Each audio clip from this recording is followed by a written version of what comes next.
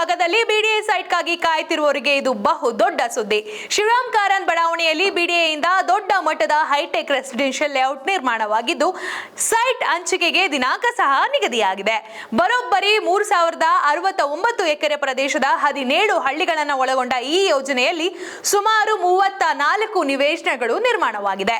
ಇದೀಗ ಸೈಟ್ ಬೇಕು ಅಂತ ಕಾಯ್ತಿರುವವರಿಗೆ ದೊಡ್ಡ ಸುದ್ದಿ ಇದು ಅಂತ ಹೇಳಿದ್ರೆ ತಪ್ಪಾಗುವುದಿಲ್ಲ. ಮೊದಲ ಹಂತದಲ್ಲಿ ಸುಮಾರು 3000 ನಿವೇಶನಗಳಿಗೆ ಅರ್ಜಿಗೆ ಆಗಸ್ಟ್ 5ನೇ ತಾರೀಕು ಆಹ್ವಾನವನ್ನ ಕೊಡಲಾಗಿದೆ. ಒಟ್ಟಾರೆಯಾಗಿ ಸಾರ್ವಜನಿಕರಿಗೆ 6000 ನಿವೇಶನಗಳು ಲಭ್ಯವಿದೆ ಅಂತ ಹೇಳಲಾಗ್ತಿದೆ.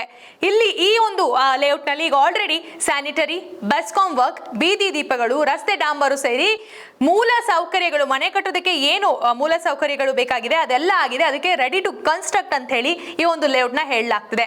ಈಗ ಬಿಡಿಎ ನಾರ್ತ್ ರೆಡಿ ಆಗಿದೆ. ಪ್ರತಿ ಚದರ ಅಡಿಗೆ 6000ವನ್ನ ನಿಗದಿ ಮಾಡಲಾಗಿದೆ. 30/40 ಸೈಟ್ಗೆ ಸುಮಾರು 72 ಲಕ್ಷ ನಿಗದಿಯಾಗಿದೆ. ಈ ಬಡಾವಣೆಗೆ ಭೂಮಿ ನೀಡಿದಂತಹ ರೈತರಿಗೂ ಸಹ ಇದೇ ಆಗಸ್ಟ್ 5ನೇ ತಾರೀಕು ಸುಮಾರು 18 ನಿವೇಶನಗಳನ್ನ ಕೊಡಲಾಗ್ತದೆ. ಈಗ ಇನ್ಯಾಕೆ ತಡ, ಬಿಡಿಎ ಬೆಂಗಳೂರು ಉತ್ತರದಲ್ಲಿ ಯಾರ್ಯಾರು ಸೈಟ್ ಮಾಡಬೇಕು ಅಂತ ಹೇಳ್ತಿದ್ದೀರಾ ಅಂತ ಹೇಳಿದ್ರೆ, ಯಾರು ಸೈಟ್ ಖರೀದಿ ಮಾಡಬೇಕು ಅಂತಿದ್ದಾರಾ ಅಂತ ಹೇಳಿದ್ರೆ, ಈ ಒಂದು ಸೈಟ್ ಈ ಒಂದು ಬೆಂಗಳೂರಿನ ನಾರ್ತ್ ನಲ್ಲಿ ರೆಡಿಯಾದಂತಹ Shivaram Karanth most happening layout ಅಂತ ಹೇಳಿದ್ರೆ ತಪ್ಪಾಗುದಿಲ್ಲ. ಮುಂಬರುವ ದಿನಗಳಲ್ಲಿ ಇದು ನಮ್ಮ ಬೆಂಗಳೂರಿನ ಭವಿಷ್ಯ ಆಗಲಿದೆ. ಅದಕ್ಕೋಸ್ಕರ ಈ ಒಂದು ಲೇಔಟ್ ನ ಯಾರು ಮಿಸ್ ಮಾಡ್ಕೋಬೇಡಿ.